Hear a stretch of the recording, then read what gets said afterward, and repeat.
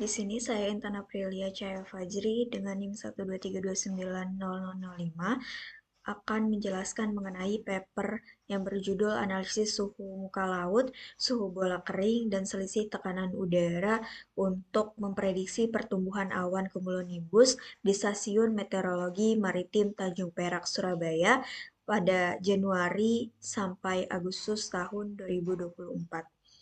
Di mana pada pendahuluan terdapat awan cumulonimbus merupakan salah satu jenis awan konvektif yang sering berkaitan dengan kejadian cuaca ekstrim seperti hujan lebat, badai guntur, dan petir. Kehadiran awan ini sangat penting untuk dipelajari karena dapat mempengaruhi berbagai aktivitas manusia, terutama pada sektor transportasi dan pelayaran di wilayah maritim. Pertumbuhan awan cumulonimbus dipengaruhi oleh kondisi atmosfer yang mendukung terjadinya proses konveksi seperti suhu udara yang tinggi, suhu muka laut yang hangat yang meningkatkan penguapan, serta perubahan tekanan udara yang memicu pergerakan massa udara naik. Oleh karena itu, penelitian ini dilakukan untuk menganalisis hubungan antara suhu muka laut, suhu bola kering, dan selisih tekanan udara terhadap pertumbuhan awan cumulonimbus di Stasiun Meteorologi Maritim Tanjung Perak, Surabaya selama periode Januari hingga Agustus tahun 2024. Lalu selanjutnya yaitu metode di mana penelitian ini menggunakan data pengamatan meteorologi yang diperoleh dari Stasiun Meteorologi Maritim Tanjung Perak, Surabaya. Parameter yang digunakan dalam penelitian ini meliputi suhu muka laut atau Sea Surface Temperature atau SST, suhu bola kering, serta tekanan udara. Data yang digunakan berasal dari periode Januari hingga Agustus tahun 2024. Selanjutnya, dilakukan analisis terhadap selisih tekanan udara sebagai indikator dinamika atmosfer. Ketiga parameter tersebut kemudian dianalisis untuk melihat keterkaitannya dengan kondisi atmosfer yang mendukung pertumbuhan awan cumulonimbus. Melalui analisis ini diharapkan dapat diketahui bagaimana perubahan parameter meteorologi tersebut berpengaruh terhadap proses konveksi yang menyebabkan terbentuknya awan cumulonimbus. Masuk ke hasil, di mana hasil analisis menunjukkan bahwa suhu muka laut yang lebih tinggi dapat meningkatkan proses penguapan air laut sehingga menambah kandungan uap air di atmosfer. Uap air tersebut menjadi salah satu sumber utama pembentukan awan. Selain itu, suhu bola kering yang tinggi menunjukkan adanya pemanasan permukaan yang kuat. Pemanasan ini menyebabkan udara menjadi lebih ringan sehingga naik ke atas melalui proses konveksi. Proses konveksi inilah yang berperan penting dalam pembentukan awan konvektif seperti cumulonimbus. Selanjutnya, selisih tekanan udara juga menunjukkan adanya dinamika atmosfer yang mempengaruhi pergerakan massa udara. Perubahan tekanan udara dapat memicu pergerakan udara naik yang memperkuat proses konveksi. Kombinasi dari ketiga parameter tersebut menjadi faktor penting yang mendukung pertumbuhan awan cumulonimbus di wilayah tersebut. Lalu masuk ke kesimpulan, berdasarkan hasil analisis yang dilakukan, dapat disimpulkan bahwa pertumbuhan awan cumulonimbus dipengaruhi oleh interaksi antara suhu muka laut, suhu bola kering, dan selisih tekanan udara. Suhu muka laut yang lebih tinggi meningkatkan proses penguapan sehingga menambah kandungan uap air di atmosfer. Sementara itu, suhu bola kering yang tinggi memperkuat pemanasan permukaan yang memicu proses konveksi. Selain itu, perubahan tekanan udara juga menunjukkan adanya dinamika atmosfer yang dapat memicu pergerakan massa udara ke atas. Kombinasi dari ketiga parameter tersebut dapat digunakan sebagai indikator awal untuk mengidentifikasi kondisi atmosfer yang berpotensi menyebabkan pertumbuhan awan cumulonimbus dan cuaca ekstrim di wilayah maritim Surabaya. Sekian dari saya. Terima kasih. Assalamualaikum warahmatullahi wabarakatuh. Perkenalkan, nama saya Sarita Omar Paung dengan NIM 123290040. Saya akan menjelaskan paper yang saya ambil yang berjudul Kajian Waktu Hidup dan Pergerakan Awan Konvektif berbasis citra radar dan model HMWF. Paper ini menjelaskan bahwa cuaca ekstrim seperti hujan es dan hujan lebat menjadi perhatian serius dalam dunia meteorologi karena dampaknya yang signifikan terhadap kehidupan manusia dan lingkungan, di mana awan konvektif merupakan pemicu utama fenomena ini, sehingga pemahaman mendalam tentang karakteristik waktu hidup dan pergerakannya menjadi kunci dalam upaya mitigasi bencana. Indonesia sebagai negara maritim di wilayah tropis memiliki dinamika atmosfer yang kompleks dan faktor lokal yang beragam, menjadikan kajian awan konvektif di wilayah ini sangat diperlukan. Pada penelitian ini, tujuan penelitiannya yaitu mengkaji tahap pertumbuhan awan konvektif, yaitu kumulus, matang, dan disipasi. Kemudian menganalisis karakteristik intensitas awan, yaitu fill, reflektivitas, dan ketinggian puncak. Kemudian menganalisis kecepatan dan arah pergerakan awan konvektif, dan meningkatkan kualitas perakiraan cuaca ekstrim di Indonesia. Pada penelitian ini, data yang digunakan berasal dari radar Seebenz Doppler, produk CMAX, serta model HMWF.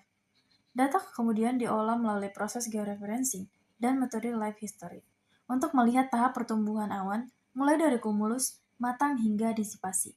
Selain itu, dilakukan analisis angin dan kelembapan menggunakan data HMWF. Hujan es diidentifikasi berdasarkan nilai fill yang tinggi dan reflektivitas lebih dari 45 desibel jet. Pada bagian hasil, terdapat dua kasus hujan, yaitu hujan es dan hujan lebat. Pada kasus hujan es, yang terjadi di Bogor pada tanggal 5 Juli 2016, waktu hidup awan relatif singkat, yaitu sekitar 140 menit. Namun intensitasnya tinggi, ditunjukkan oleh nilai fill dan reflektivitas yang besar. Pergerakan awan cukup cepat, sekitar 12-18 knot, dan dipengaruhi oleh kelembapan di lapisan bawah atmosfer.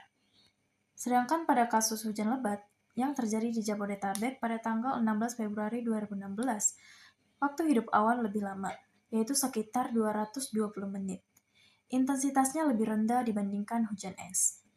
Pergerakan awan lebih lambat sekitar 5-10 knot, dengan struktur awan multisel dan dipengaruhi oleh kelembapan di lapisan atas atmosfer.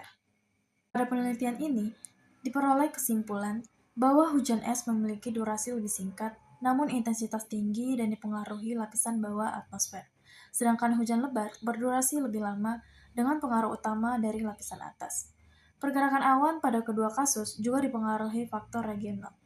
Kombinasi data radar dan HMWF terbukti efektif untuk menganalisis awan konvektif.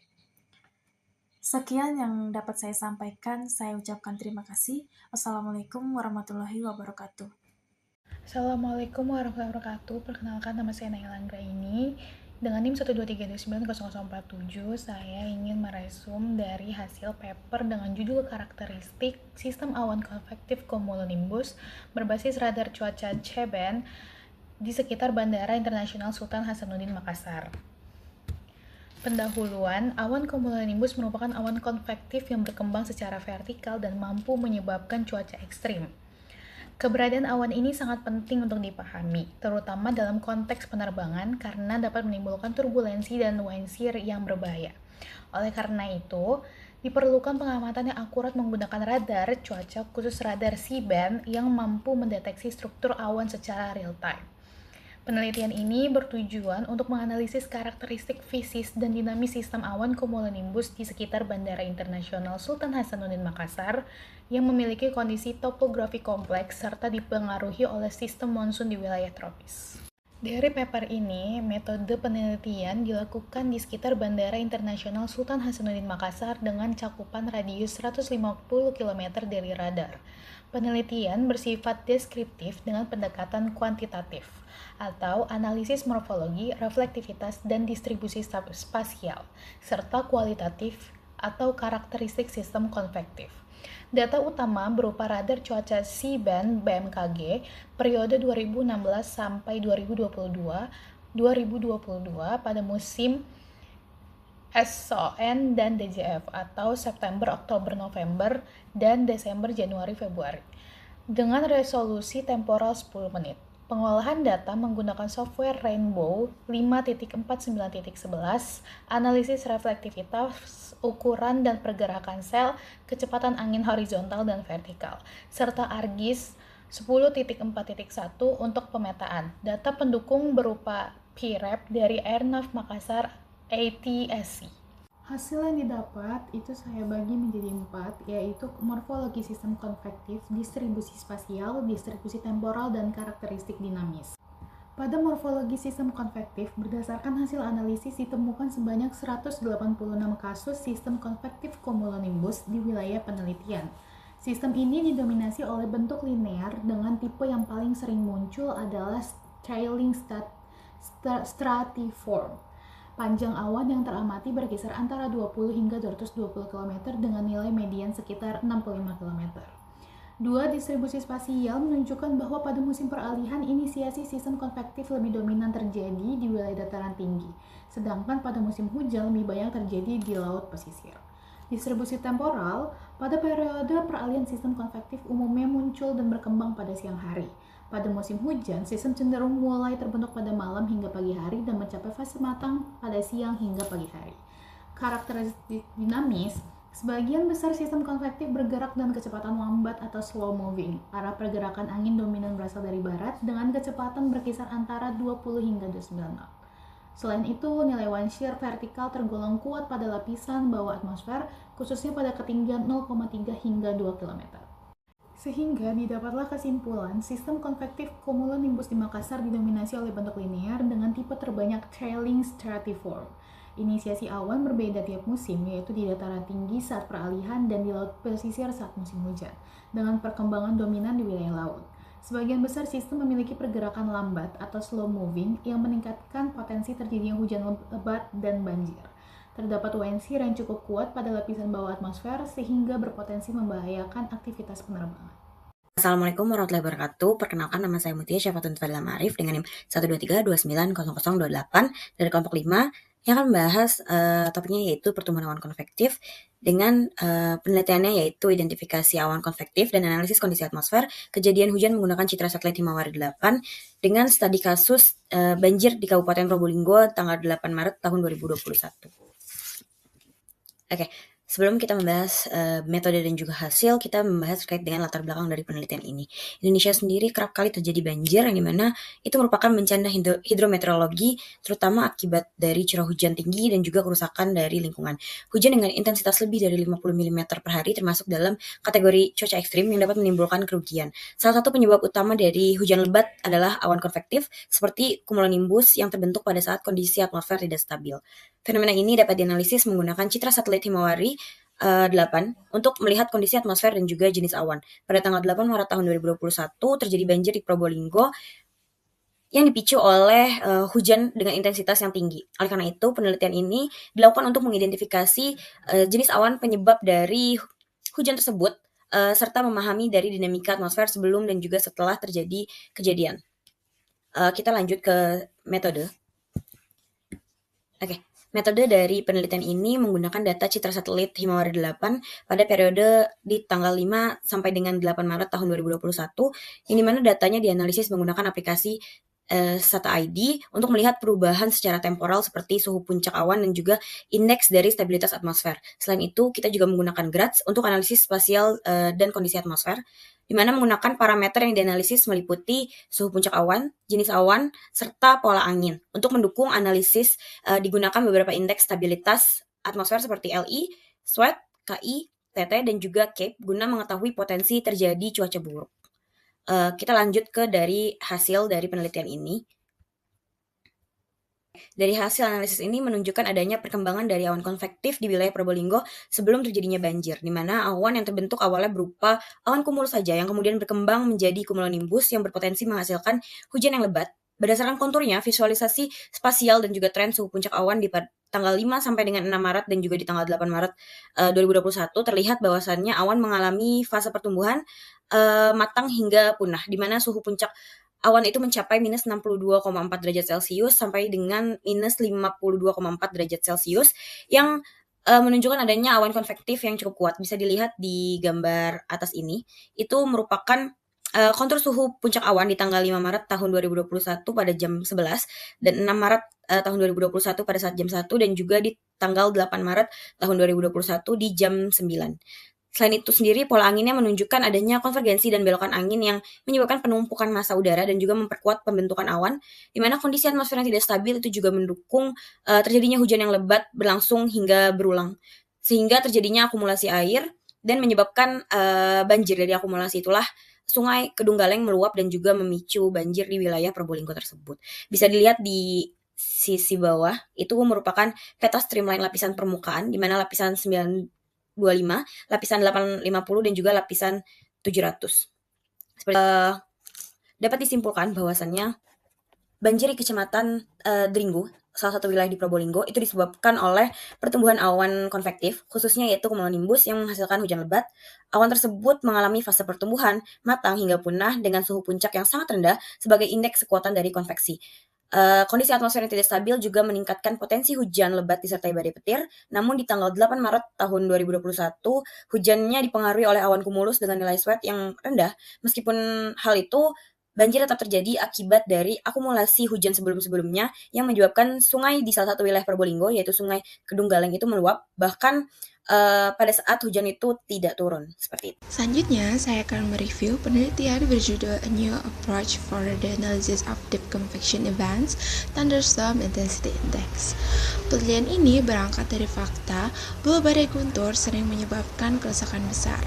Namun, pengamatan radar sering terkendala biaya dan keterbatasan jangkauan. Mari kita perhatikan gambar 1. Di sebelah kiri 1A, kita melihat peta wilayah ada di tengah yang dibagi menjadi beberapa sektor tipe cuaca sinoptik. Sementara itu, gambar 1B memperlihatkan lokasi studi di Semenanjung Istria yang memiliki topografi sangat kompleks. Titik biru menunjukkan stasiun curah hujan, sedangkan tanda silang merah adalah stasiun laporan hujan es. Nah, tujuan utama studi ini adalah memperkenalkan Standard Storm Intensity Index atau TSII sebagai indikator baru untuk mengenali area badai yang paling intens secara akurat. Selanjutnya, data utama yang diolah berasal dari jaringan petir Linet di Eropa dari tahun 2008 hingga 2018 dengan resolusi temporal 2 menit. Peneliti menggunakan data petir total tanpa membedakan jenis atau polaritasnya pada grid yang berukuran 3x3 km. Metode TSI ini menarik karena menggunakan pendekatan Eulerian. Artinya, badai tidak diikuti geraknya, namun diamati melalui grid tetap di permukaan tanah. Penjelasan teknisnya ada pada gambar 2B. Garis biru adalah rata-rata laju kilat atau flash rate. Indeks TSII akan bernilai positif atau 1 ketika terjadi lonjakan atau tren yang melebihi 2 kali standar deviasi dari 5 langkah waktu sebelumnya. Dengan kata lain, TSII mendeteksi momen ledakan aktivitas petir yang menandakan intensifikasi badai. Setelah TSII dihitung, peneliti membagi lingkungan menjadi 3 kategori, yaitu NTD tanpa badai, TD badai saja, dan ITD badai intens dengan jejak TSII.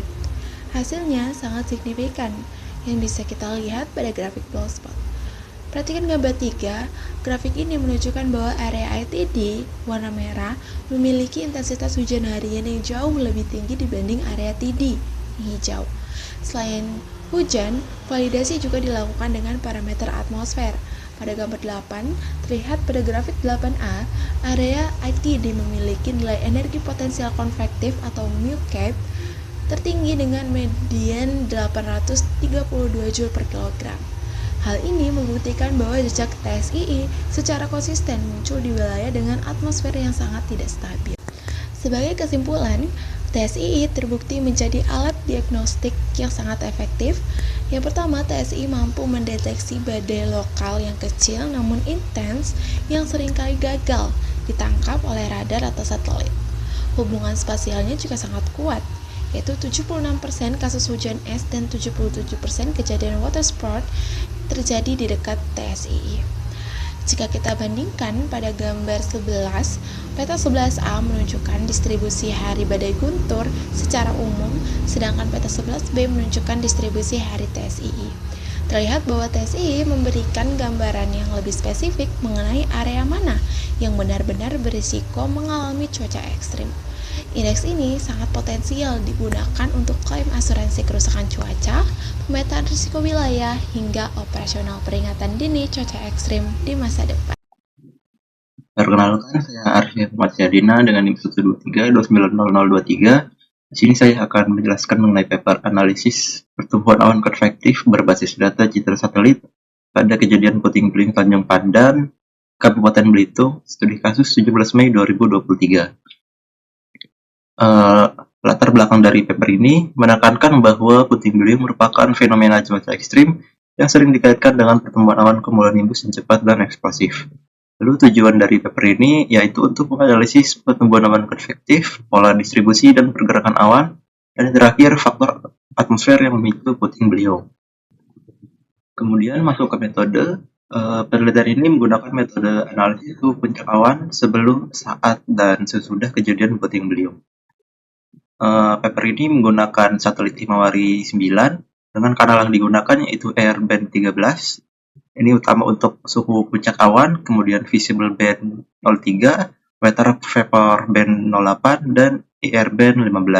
Data diunduh via FileZilla dan diolah menggunakan SATA-id. Kemudian ada data tambahan, data suhu dan tekanan permukaan diambil dari stasiun meteorologi khas Hanan Judin. Kemudian data NWPP yang tersedia dalam produk satelit Himawari 9. Lalu untuk metode analisis yaitu menganalisis suhu puncak awan, analisis time series suhu puncak awan, analisis kontur suhu puncak awan, analisis kecepatan dan arah awan, analisis indeks labilitas yaitu LI, KI, TT, SWET, dan CAP. Lalu yang terakhir analisis sinoptik suhu dan tekanan permukaan. Kemudian masuk ke hasil dari paper. Untuk pertumbuhan awan memiliki fase awan pada 7.10 UTC yaitu fase pertumbuhan, kemudian masuk ke 7.50 UTC itu fase matang, dan jam 8.10 UTC itu fase peluruhan. Hal ini ditandai perubahan warna kuning sampai merah dari gambar pada hasil di paper. Kemudian suhu puncak awan, suhu puncak minimum mencapai minus 57,4 derajat Celcius, dan pada fase matang bahkan turun hingga sekitar minus 59 derajat Celcius. Penurunan drastis ini terjadi pada jam 0.30 sampai 7.00 UTC. Kemudian pergerakan awan dipengaruhi kuat oleh angin lapisan menengah. Wind shear berperan dalam organisasi awan, bergerak ke arah barat, dan dengan kecepatan 57 knot. Kecepatan ini dikategorikan sebagai angin puting beliung, yaitu kecepatan yang melebihi 34,8 knot. Kemudian untuk indeks labilitas atmosfer, untuk nilai parameternya yaitu LI sebesar minus 2,6, KI 28,1, T sebesar 411, SWET 215, dan CAP 762 Joule per kilogram. Atmosfer dalam kondisi labil, sedang hingga cukup kuat dapat mendukung konveksi. Kemudian analisis sinoptik permukaan. Suhu meningkat dari 24,8 derajat Celcius hingga mencapai 31,6 derajat Celcius. Tekanan menurun sebelum kejadian. Lalu siklus hidup awan. Meteor ditandai reflektivitas tinggi, itu sebesar 40 sampai 50 dBz. Durasi siklus hidup sekitar 1,3 jam, bergantung pada kondisi atmosfer. Kemudian hubungannya dengan hujan, intensitas hujan berbanding lurus dengan reflektivitas maksimum, kandungan uap air, dan konvergensi air. Lalu untuk kesimpulannya dari paper ini yaitu terjadi pemanasan signifikan sebelum kejadian, suhu puncak awan turun hingga minus 57,4 derajat Celcius, kecepatan awan mencapai 57 knot, kemudian indeks labilitas mendukung konveksi, Kombinasi faktor tersebut memicu puting beliung di Tanjung Pandan. Assalamualaikum warahmatullahi wabarakatuh. Perkenalkan, nama saya Syalfi Dalu Aif dengan NIM 123290015 akan memaparkan hasil paper yang berjudul The Evolution of Deep Convective System and Their Associated Cirrus Outflow. Nah, pada paper ini dibahas bahwasanya peran Deep Convective System atau DCS dalam sistem energi dan dinamika atmosfer tropis. Nah, sistem konvektif dalam fase matang memang mampu menghasilkan hujan intens serta membentuk awan anvil atau sirus yang sangat luas. Nah, setelah inti konveksi ini melemah, awan sirus ini masih dapat bertahan dalam waktu yang cukup lama dan berperan sebagai keseimbangan radiasi atmosfer. Namun, hingga saat ini, evolusi lengkap dari inti konvektif hingga fase sirus masih belum banyak dikaji secara kuantitatif. Oleh karena itu, paper ini bertujuan untuk menganalisis siklus hidup sistem konvektif secara menyeluruh, mulai dari fase inti konveksi hingga pembentukan dan peluruhan awan sirus, serta mengevaluasi dampaknya terhadap sifat radiasi awan. Nah, metode yang kami gunakan yaitu kita menggunakan data satelit global untuk mendeteksi deep convection cloud serta mengamati tutupan awan dan sifat optik awan. Nah, analisis dilakukan berbasis waktu untuk memahami evolusi sistem konvektif. Pendekatan utama yang digunakan adalah Time Sense Convection atau TSC, yaitu metode untuk melacak usia sejak aktivitas konveksi aktif terdeteksi, kemudian mengelompokkan awan berdasarkan fase evolusinya. Selain itu, dilakukan tracking sistem konvektif untuk mengidentifikasi inti konveksi dan mengamati perkembangan area anvil serta sirus setelah fase puncak. Untuk yang terakhir, analisis radiasi dilakukan untuk mengkaji perubahan cloud radiative effect atau CRE sepanjang siklus hidup sistem konvektif. Untuk hasil paper sendiri yaitu perubahan signifikan pada properti awan seiring bertambahnya usia konveksi. Ketebalan, ketinggian, dan cakupan awan cenderung menurun secara bertahap, yang menunjukkan proses peluruhan dari awan konvektif tebal menjadi awan sirus yang lebih tipis dan menyebar. Siklus hidup awan sirus ditemukan jauh lebih panjang dibandingkan dengan inti konvektif. Inti konveksi biasanya menghilang dalam waktu kurun dari 24 jam, sedangkan awan sirus dapat bertahan hingga berhari-hari dan menyebar hingga ratusan kilometer. Dari sisi radiasi, pada fase awal konveksi terjadi efek pendinginan akibat refleksi radiasi matahari, namun setelah inti konveksi menghilang, efek ini berbalik menjadi pemanasan karena dominasi awan sirus yang lebih efektif dalam merangkap radiasi radiasi gelombang panjang. Selain itu, sekitar 50% awan sirus di wilayah tropis diketahui berasal dari sistem konvektif. Dengan waktu hidup yang lebih panjang dibandingkan sirus yang terbentuk secara lokal, pendekatan Lagrangian yang digunakan untuk memungkinkan pelacakan evolusi awan dalam skala waktu yang lebih panjang dibandingkan studi sebelumnya. Lalu dari paper ini dapat disimpulkan bahwa sistem konvektif atau deep convective cloud memiliki siklus hidup yang kompleks, mulai dari fase konvektif aktif hingga pembentukan awan sirus yang luas dan bertahan lama. Metode time sense convection terbukti efektif dalam melacak evolusi awan berdasarkan usia sejak aktivitas konveksi. Seiring waktu terjadi penurunan dan ketebalan tinggi awan yang menandakan transisi bertahap menuju awan sirus tipis. Seiring waktu terjadi penurunan ketebalan dan tinggi awan yang menandakan transisi bertahap menuju awan sirus tipis.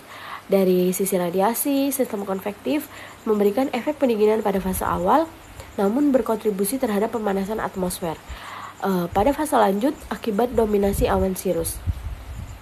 Oleh karena itu, awan sirus memiliki peran penting dalam keseimbangan energi bumi dan perlu diperhitungkan dalam model iklim global. Terima kasih, saya ucapkan wassalamualaikum warahmatullahi wabarakatuh.